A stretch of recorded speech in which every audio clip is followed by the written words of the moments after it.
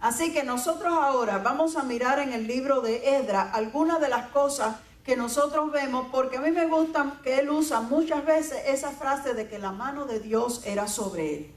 Lo primero que yo quiero que nosotros miremos está en Esdras capítulo 7, el verso 28. Bendito Jehová, Dios de nuestros padres, que puso tal cosa en el corazón del rey. Esa cosa que estamos hablando es darles permiso para ellos regresar, para honrar la casa de Jehová que está en Jerusalén. E inclinó hacia mí su misericordia delante del rey y de sus consejeros y de todos los príncipes poderosos del rey. Y yo, fortalecido por la mano de mi Dios sobre mí, reuní a los principales de Israel para que subiesen conmigo. De manera que aquí él está mirando cómo Dios les dio la fortaleza, la mano de Dios sobre ellos. En otras palabras, cuando ellos vieron cómo Dios los estaba ayudando, ellos dijeron, bueno, la mano de Dios está con nosotros. Esta expresión, la mano de Dios, en este momento está significando el favor de Dios, la bendición de Dios. Dios nos ha abierto esta puerta. Dios está con nosotros. Y él se fortaleció con eso. ¿Verdad que trae fortaleza a nuestras vidas el saber que Dios está con nosotros? Amén. ¿Verdad que cuando uno observa cómo en el mundo la gente te da la espalda, tú luchas y las cosas son siempre difíciles, nunca nada sale fácil, uno tiene que luchar y luchar por las cosas que uno quiere y a uno le parece que todo el mundo está en contra de uno? Pero cuando tú lees la palabra y el Señor te dice, no temas, yo estoy contigo, yo te voy a ayudar, yo estoy ahí sosteniéndote, te ayudo con mi mano derecha, yo te aguanto a ti. Y entonces tú dices, wow, es verdad que los demás me dan mi espalda, pero Dios está conmigo. Y eso te anima para que tú puedas continuar. Eso es lo que Él quiere decir. Yo estuve fortalecido porque la mano de Dios estaba conmigo. Dios estaba fortaleciéndolo porque lo que iba a suceder era voluntad de Dios. Entonces Esdras decidió salir y ese grupo salió, pero el camino era muy largo. Muchos de ellos a lo mejor iban a pie y algunos cargaban sus cosas que iban a llevar, bultos y cosas en algún animal, pero era un camino largo. Yo estaba mirando ahí que le tomó meses desde que ellos salieron hasta que llegaron al otro lugar. Y había peligros en el camino. Y el rey les ofreció ponerle gente del gobierno que los ayudara, que los acompañara. Fíjese, el rey sabía que entre el camino de una nación a otra se le podían presentar gente que los asaltara, como en la historia del buen samaritano, que dice que un hombre descendió de Jerusalén a Jericó y por el camino lo atacaron los ladrones, los bandidos, para robarlo y lo dejaron casi muerto. Eso era común en aquellos tiempos. El rey les ofreció ayuda y dice la Biblia que Esdras le dijo que no al rey, rechazó la ayuda. Y aquí lo dice en una forma tan interesante que yo quisiera que nosotros lo miráramos. Estamos ahora en el capítulo 8 de ese mismo libro de Esdras. Dice el verso 15 del 8, y los reuní allí junto al río que viene a Ahava, y acampamos allí 3 días.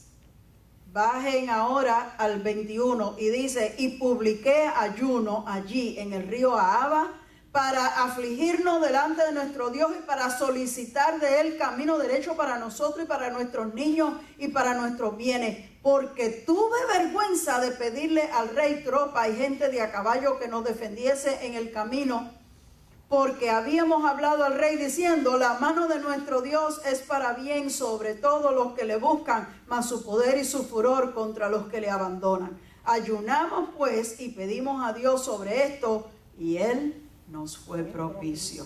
En otras palabras, después de decirle al rey, no, nuestro Dios es grande, nuestro Dios es poderoso, Él nos va a ayudar. Quizás el rey le había preguntado, ¿cómo ustedes creen que van a hacer esto? No, tenemos confianza que Dios va a ir con nosotros, que Dios nos va a ayudar. Luego, ¿cómo le va a decir? Sí, por favor, necesitamos a alguien que nos ayude. Le dio vergüenza. Y más bien reunió al grupo y dijo, vamos a orar y vamos a ayunar. Porque hay peligros, sabemos que hay peligros. pero tenemos que estar seguros que el Señor nos va a defender, que el ángel de Dios nos va a proteger, porque eso es lo que dice la Biblia, y ya ese salmo existía. El ángel de Jehová acampa alrededor de los que le temen y los defiende, porque los salmos se escribieron antes de esta época. Pero termina diciendo, y Él nos fue propicio. Quiere decir que hicieron el viaje y llegaron. Ahora yo quiero que ustedes observen algo muy interesante en este verso 22, cuando Él dice lo que Él le había dicho al rey. La mano de nuestro Dios es para bien sobre todos los que le buscan. ¿Sobre quién es la mano de Dios? Sobre algunas personas que Dios le tiene preferencia, algunos que Él quiere más. Sobre los pastores solamente, sobre los que predican. No, mi hermano, es sobre todos los que le buscan. Pon tu mano en tu corazón y di, yo soy uno de esos. Yo soy uno de esos. Por lo tanto, yo puedo tener la mano de Dios sobre mi vida para mi bien. ¿Qué quiere decir para bien? Para bendecirte, para ayudarte, para cuidarte, para protegerte, para dirigirte. La mano de Dios puede estar sobre cada uno de nosotros y eso es una bendición muy grande. Esdras lo sabía, así lo reconocía. No es que Dios me va a cuidar a mí solamente, que soy un sacerdote, sino que Dios puede cuidar a todo este pueblo. Y mira que ellos no iban solamente los hombres a trabajar. Dice, sobre nosotros, sobre nuestros niños y sobre todos nuestros bienes. Ellos iban de mudanza para allá. Imagínense, cuando uno va con paquetes y cosas, el bandido que quiere robar, dice, aquí hay cosas buenas. Necesitaban la protección no solamente para sus vidas, sino también para lo que llevaban. Y él sabía que Dios lo podía hacer. Por lo tanto, oraron, clamaron, ayunaron. Hay una parte que nosotros tenemos que hacer. Dios nos ama y Dios promete en la Biblia bendecirnos, ayudarnos, protegernos. Pero hay una parte que nos toca a nosotros, tú tienes que orar. Aunque es palabra de Dios, promesa de Dios, si tú no oras y tú no lo pides, puede ser que no lo recibas. Tú tienes que orar, tú tienes que ayunar. Si las cosas fueran así tan fácil, entonces no tendríamos dificultades, porque ya desde que nos convertimos Dios nos lo daría todo. Pero ustedes saben que la vida no es así. Y Dios ha puesto una cierta forma, un patrón de comportamiento, el cual Dios respeta. Él mismo lo puso. Clama a mí y yo te responderé. Nuestro deber es clamar y entonces Él responde. Si tú no oras, tú no clamas. Dijo Jesús, el que pide, recibe. ¿Qué quiere decir entonces del que no pide? Vamos a leerlo al revés. El que no pide, no recibe. El que busca, halla. Ahora vamos a leerlo al revés. El que no busca, no encuentra nada. El que llama, se le va a abrir. Ahora digámoslo al revés. El que no toca puertas, no se abren. Esa es la forma en que Dios trabaja. Hay una parte nuestra. Y en esa parte nuestra entra la oración y entra el ayuno. Porque cuando la Biblia dice, clama a mí, clamar no es nada más decir una cosa.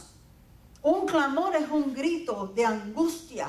Es como cuando uno está, yo diría, triste, desesperado, angustiado y grita, ¡por favor! Eso es un clamor. Hay oraciones que hacemos, oraciones de agradecimiento, que las podemos hacer bien sencillas, oraciones de reconocimiento, de gracias. Pero cuando de veras tú tienes una situación difícil, cuando de veras tú estás pasando por un momento duro, ese es tiempo de clamar. Cuando tú te das cuenta que el problema está fuera de tus manos, que no hay nada que tú puedas hacer para resolverlo, que solo un milagro de Dios es lo que se podría resultar para bien. Ese es tiempo de clamar. No es solamente tiempo de decirle, Señor, tengo un problemita, necesito que me ayudes. Bueno, eso sí, el problemita es chiquito, pero cuando es un problema grande, puedes llorar, puedes derramar tu alma delante de Dios, puedes pedirle, suplicarle al Señor, porque así dice la Biblia, con oración, con ruego, con súplica al Señor. Y el Señor promete oírnos, el Señor promete bendecirnos, el Señor promete ir con nosotros en todo momento. verso 23. Dice, ayunamos pues, pedimos a nuestro Dios y nuestro Dios fue propicio. Y en el verso 31 dice, y partimos del río Ahava el 12 del mes primero para ir a Jerusalén. Y la mano de nuestro Dios estaba sobre nosotros y nos libró de la mano del enemigo y del acechador en el camino. La mano de Dios quiere decir protección. Dios, amén. La mano de Dios quiere decir que Él te da la victoria. Dice, nos libró del acechador del camino, nos libró del enemigo. Yo espero que ninguno de ustedes tenga enemigos, personas que están en enemistad con usted, pero todos tenemos enemigos espirituales, porque el diablo, desde que tú te convertiste, se hizo tu enemigo y tiene un montón de agentes, espíritus malos en contra tuya. Esos son tus verdaderos enemigos. Y la Biblia dice que nuestra lucha no debe de ser contra carne y sangre. No debes de mirar a las personas que te hacen daño como enemigos tuyos. Ya sea un vecino, un compañero en el trabajo, un jefe en el trabajo. Cuando tú ves una persona que parece que tú le caes mal y quiere hacerte mal, no te disgustes con la persona. Date cuenta que hay espíritus de maldad en los aires operando en estas personas para ponerlas en contra tuya. Entonces tu lucha no debe ser contra la persona que te está haciendo mal, sino contra esos espíritus. Esos son tus enemigos, espíritus que te quieren perjudicar porque tú eres cristiano. Entonces luchamos, tenemos unos enemigos, pero Dios nos puede librar de nuestros enemigos. La mano de Dios sobre ti te puede proteger y dar la victoria contra los enemigos. Nosotros a veces no tenemos el conocimiento de lo que Dios puede hacer y ni siquiera lo intentamos. A otras veces quizás hemos oído y lo conocemos, pero como nunca lo hemos experimentado, no nos atrevemos y no tenemos la fe suficiente para lanzarnos y Dios no puede obrar. Pero Esdras sabía, conocía a su Dios, porque Esdras era un escriba. Él se había dedicado a leer y a estudiar la palabra de Dios. ¿Lees tú y estudias la palabra de Dios? ¿Conoces tú a Dios? ¿Conoces al Dios que tú le sirves? ¿Conoces el poder que tiene tu Dios? Jabes sabía eso. Nosotros hemos oído la oración de Jabes. Dice la Biblia que él fue más ilustre que sus hermanos. ¿Por qué? Porque los hermanos se conformaron con lo que tenían. Pero él clamó al Señor y le dijo, oh Señor, si tú me dieras bendición, si tú ensancharas mi territorio. Parece que su terreno era pequeño, a lo mejor tenía una finquita muy chiquita. En aquellos tiempos la gente dependía del ganado y de la siembra.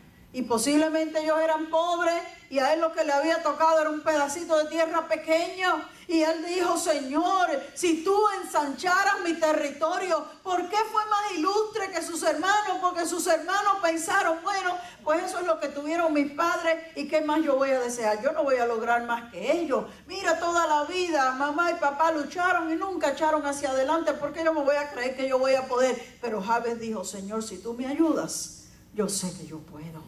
Si tú lo haces, va a suceder. Yo por mi fuerza quizás puedo muy poco, pero con tu ayuda yo voy a vencer. Y después que él dice eso, dice, y si tu mano estuviera conmigo. Jabes sabía el secreto de que la mano de Dios estuviera sobre él. Dice, y si tu mano estuviera conmigo y tú me libraras del mal, para que yo no me dañe. Porque qué triste es que Dios nos bendiga y entonces después nosotros nos dañemos. Dicen que hubo una persona que se sacó la lotería y de la noche a la mañana pues se sacó ese dinerazo y se volvió millonario. Y entonces cuando se volvió millonario se vio con tanto dinero que empezó a malgastar y a vivir perdidamente, a regalar dinero. Todo el mundo venía a pedirle y entonces él hacer cuantas cosas nunca había podido hacer. Y terminó volviéndose loco y quitándose la vida. Entonces Jabes sabía que a veces la prosperidad daña a las personas. Hay personas que han luchado y han logrado más que sus padres, han estudiado, han logrado una carrera, han ganado una posición y un trabajo que les ha dado más dinero que lo que sus padres lograron. Y cuando se ven así se sienten orgullosos y empiezan a sentirse grandes e importantes. Y eso los daña. Porque el Señor no se agrada del orgullo. Y Jabes sabía eso. Y él decía, Señor, yo quisiera que tú me ensanches mi territorio. Que yo pueda tener más. Que yo pueda prosperar. En otras palabras, ¿cuántos quieren prosperar? Amén. No es bueno conformarse con poquito cuando podemos tener más. Pero no es bueno ambicionar demasiado y vivir desesperado porque quiero más y no lo tengo. Hay que tener un balance. No te conformes con muy poco si tú puedes lograr más. Pero siempre recuerda que lo que recibes es porque Dios te lo ha dado y es porque Dios te ha bendecido. Y dale gracias a Dios y mantente humilde. Y Él dice, si tu mano estuviera conmigo. ¿Cuántos quieren que la mano de Dios esté sobre Gloria a Dios. Cierra tus ojos en este momento.